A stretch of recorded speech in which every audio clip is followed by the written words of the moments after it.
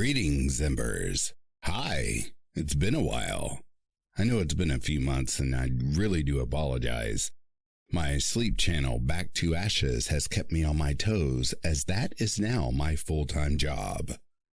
But the good news is Phoenix Fire Narrations is now monetized, which means this also becomes part of my job. With that being said, because this channel is monetized, depending on how many views the videos get and the channel, once it starts bringing in money, I will do the exact same thing that I did over on my Back to Ashes channel. Once this channel hits 2,500 subs, and as long as it's making money, I will be doing a giveaway of anywhere between $50 to $100 to one of you lucky listeners. Or maybe two, I haven't decided yet. It is so great to be back in this chair reading horror stories, and I've got a really good one for you. So, with that being said, sit back and prepare for the chills. Thank you so much for sticking around and remaining a supporter of Phoenix Fire Narrations. This story is entitled The Smiling Q, written by Inevitable Cookie 74. Disclaimer: this story may contain subject matter that is sensitive to some. Listening discretion is advised.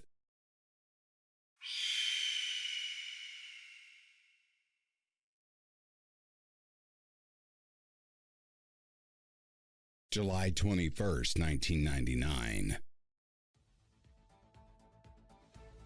Breaking news: a 17-year-old named was found butchered in her bedroom, with many organs and limbs removed.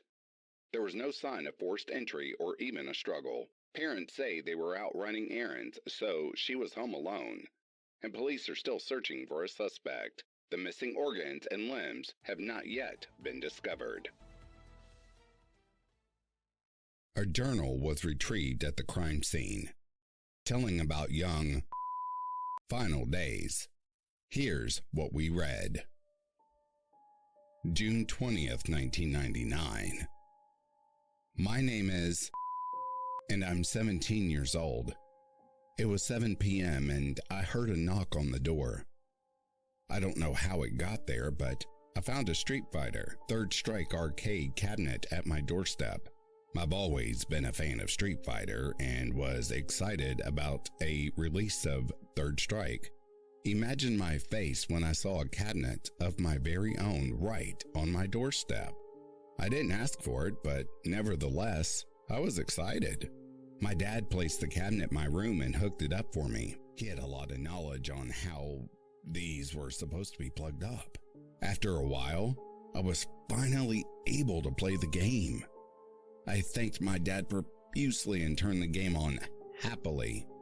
Now, there are a ton of characters in Street Fighter Third Strike, some of them being from older games, Ryu, Ken, Chun-Li, etc. But one character that fascinated me when the game first came out was a character named Q.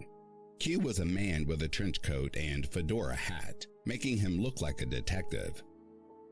Being a huge fan of that kind of thing, he becomes a favorite for me easily. The one thing about the character that unsettled me was his expressionless, keep this in mind as it'll matter later, iron face mask. However, this grew my interest in him further, and now that I was playing him myself instead of watching other people, I was excited. The first play on the cabinet was normal. I played Q, and I managed to get through arcade mode pretty well. After about 2 hours of playing and trying other characters, I went to bed, ready to play again tomorrow. June 21st, 1999, 5 p.m. After a long day of hanging out with my two best friends, Marty and Lou, I was finally able to get back to playing Street Fighter. I turned the game on and pressed play. I got to the character select and got to Q, ready to play more arcade mode rounds with him. However, when I got to Q, I noticed something strange. Q's mask was no longer expressionless. Rather, he was smiling. Not a large smile or anything, but a noticeable one. I found it strange, sure, but young me took it as nothing more than a glitch. I started to play my first round against Urian, and I noticed that Q's expression had not changed. He was still smiling, even as I was playing the game. I still thought it was just some sort of glitch and tried to ignore it, but something about the smile made me feel unsettled. I decided to go to bed earlier that night. I couldn't stop thinking about what I had seen. I couldn't stop thinking about how strange it was. I pushed the thought to the back of my mind as I went to sleep and forgot about it for some time. June 23rd, 1999. It was 8 p.m. and I had not been playing the game for some days due to being busy with babysitting, but eventually I was able to get back on the game after the children I was babysitting left for the night. I had turned the game on and the title screen popped up, except for the words on the bottom. Rather than saying, "Press start," at the bottom of the screen it read, "I missed you." I know what you're thinking. You can't tell us you took that as a glitch too, right? Well, I did, because I just wanted to play the game without concern. Besides, the game was working well anyway, so why care? I went to character select and selected Q, his smile still present on his face. I played more arcade mode with the character, and this time, something felt different.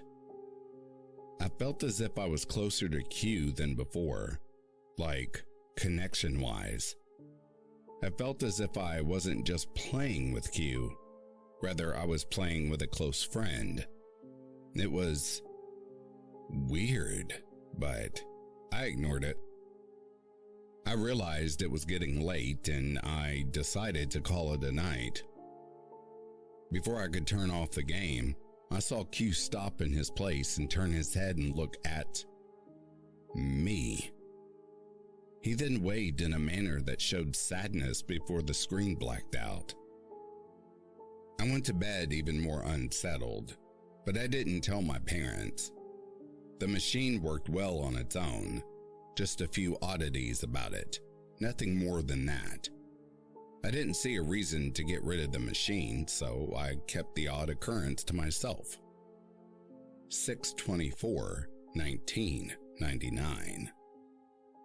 I woke up that morning with the arcade cabinet really close to my bed, which was odd because I didn't recall placing it there. I just summed it up to my parents needing something and just going into my room and moving it without moving it back. So I dropped the whole situation. After breakfast, I decided to play Street Fighter that morning, just because. I turned on the arcade and saw that the main menu screen was normal again. I pressed start and went to character select. Before the game took me to character select, I saw an image of something. It looked like a room, but it was too dark and pixelated to recognize. I saw the words, "Coming to visit, my love," in the middle of the screen. The screen sat for a few seconds before taking me to another image. It looked as if it was staring down at someone in their bed, a hand reaching out and touching their face, with words in the center that read, "Such soft skin you have." I'm then taken to the character selection screen. From then on, everything was normal, aside from Q smiling. All was fine until I had to get off and get ready to run errands with my mom. I stopped playing and got ready to turn the game off, and Q looked at the screen again. However, this time, he fell onto his knees as if he was extremely distressed, before these words appeared on the screen. "You're leaving again?" After that, the screen blacked out. I left my room and went to my mom to get ready to leave. I didn't touch the game again that day. I was too weirded out. Later that night, once it had gotten dark and I had gotten ready for bed, I saw the screen to my arcade put a few words in the center of itself. The screen read, "Do you plan on playing again tonight? I really miss you." I stood in shock as I had not turned the machine on. Out of shock, I unplugged the cabinet and went to bed. I was seriously uncomfortable now. I didn't say anything to my parents. The odd part is, I don't know what was stopping me. I just couldn't do it. As if some unseen force was making me stay in that bed and keep quiet. I just decided to forget about it and go to sleep. June 29th, 1999. I hadn't touched the arcade cabinet in 5 days at this point. I just couldn't. I didn't even have an excuse this time. Everything was just so strange. It was 10 p.m. I didn't even want to plug it in and turn it on that night, but for some reason I did. It's as if I couldn't even control my own actions. I just did. The main menu popped on the screen and the words at the bottom read, "Why did you unplug the game? Didn't you want to keep playing with me?" I ignored the text and continued to character select. I chose Q again. This time his smile was slightly larger. I saw words replacing his special attack names. Those words read, "Do you not love me anymore? Do you not want to be friends?" I ignored the words and continued to arcade mode. The first round was against Chun-Li and the round began. This time, there was no fighting or even Chun-Li. There was only Q sitting at a table. "Why are you ignoring me?" The text said on the screen. "Am I no longer your favorite?" I couldn't speak. I could just watch as Q walked up to the screen and knocked on it. "Why did you leave me for all those hours? Do you know how lonely it is here? I thought you enjoyed the time we spent together. Didn't you?" I didn't respond. "I see. You're too nervous to respond because you feel guilty for leaving me. Is that it?" I couldn't respond or even walk away. "It's okay. I still love you. I have an idea. Why don't you come here with me?"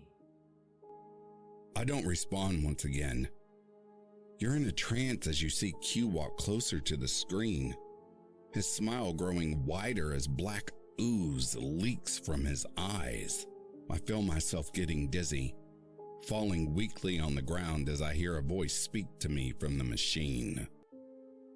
June 30th, 1999. I wake up in my bed and it's dark outside. I sit up and notice Polaroid pictures of myself on top of me. The arcade cabinet was once again close to my bed, with words on it that read, "I enjoyed your company." I don't know what to do.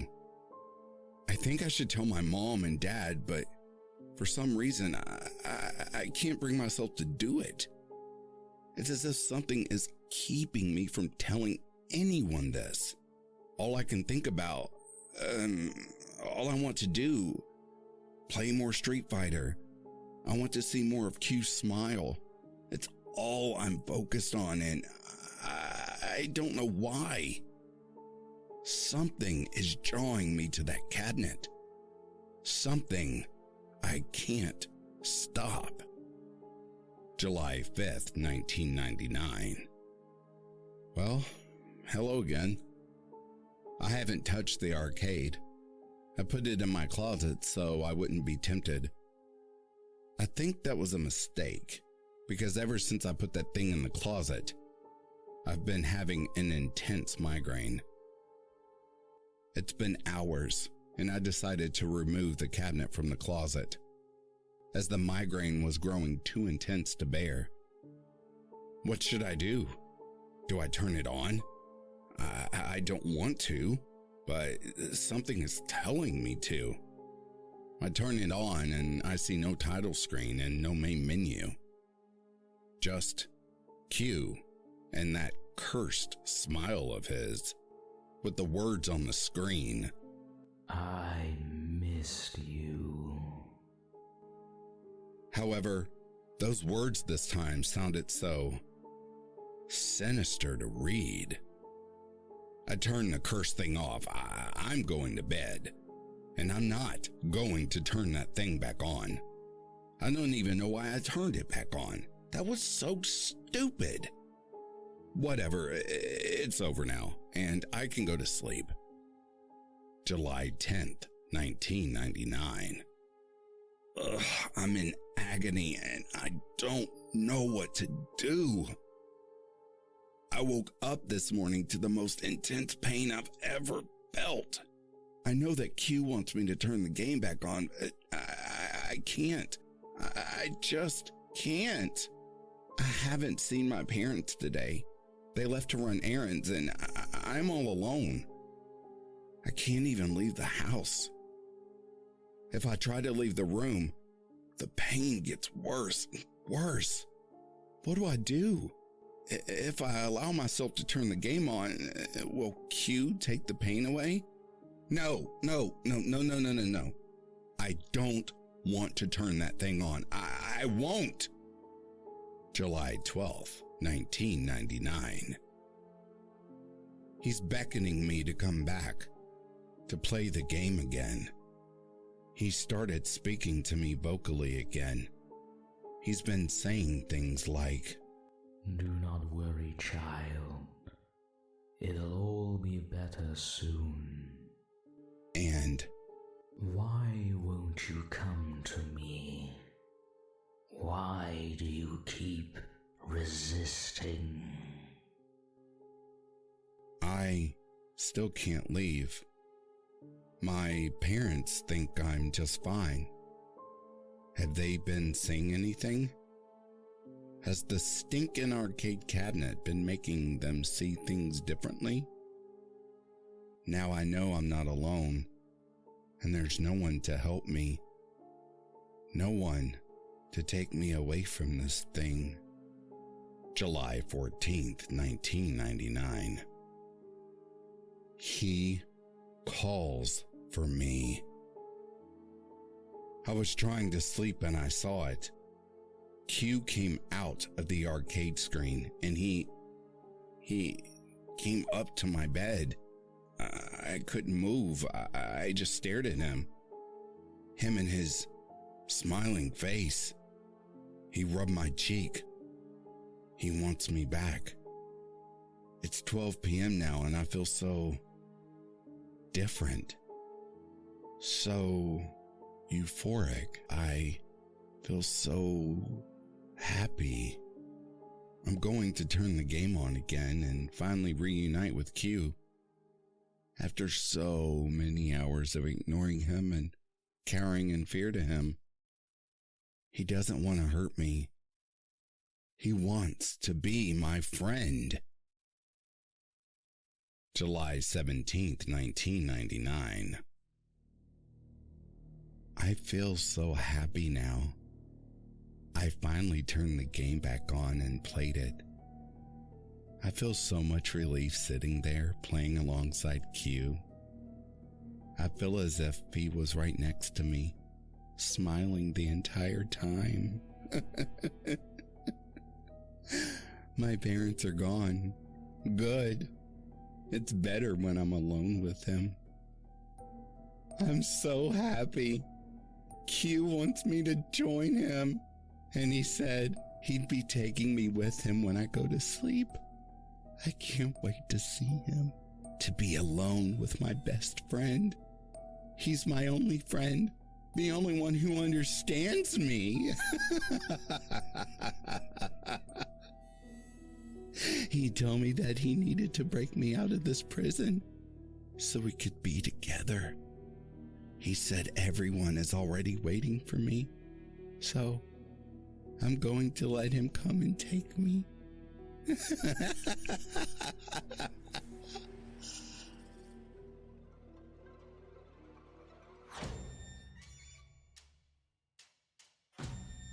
And that, dear Embers, was another creepy, spine-tingling tale written by the ever-talented, Inevitable Cookie 74.